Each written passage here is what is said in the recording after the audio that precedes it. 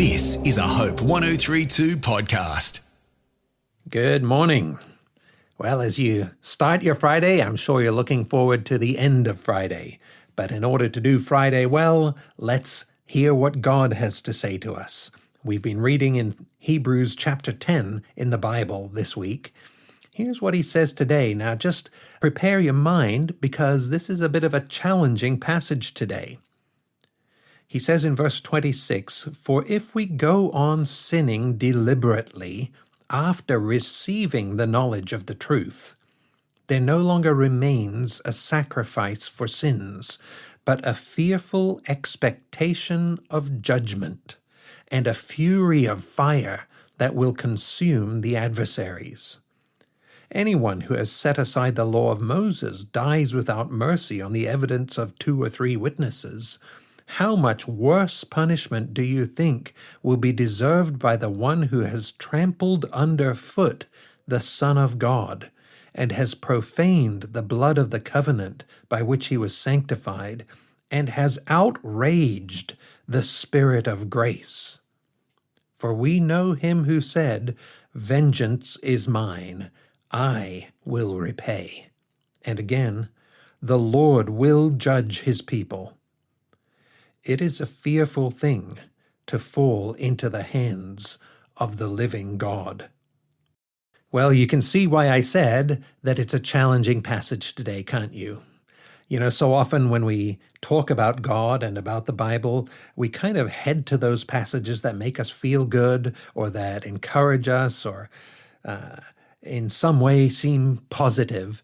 But God isn't just about making us feel good, is he? He's about what's right. He's about doing what's right. And he says to us, "I have made a way for you to be forgiven.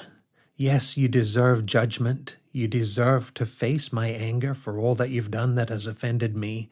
But in spite of that, my son Jesus is going to go to the cross for you.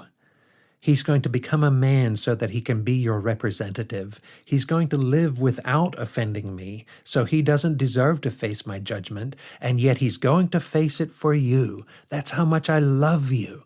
That's called grace, not you doing what you can to try and earn my forgiveness, but rather me giving you forgiveness that you could never earn no matter what you did, because Jesus has earned it for you when he lived without sin and then died on the cross. And because of that, I've raised him from the dead, and you can know him today." I mean, it's just amazing what God has done for us. But then God says to us, as reflected in this passage of the Bible, if you reject what I've done for you, it's as if you're trampling underfoot the Son of God and profaning the blood of the covenant, all that he's done for you, and outraged the Spirit of grace, my Holy Spirit that I've sent into your life to just reach out to you, to let you know that I love you and care for you and what I've done for you. And when you realize, yes, it really is true, God is reaching out to me, God is offering me forgiveness, if you still say no and push me away and say you don't want me in your life, then I am outraged that you would do that. And the Lord will judge. And as the last verse says, it's a fearful thing to fall into the hands of the living God. I don't want you to face that judgment of God when you come to the end.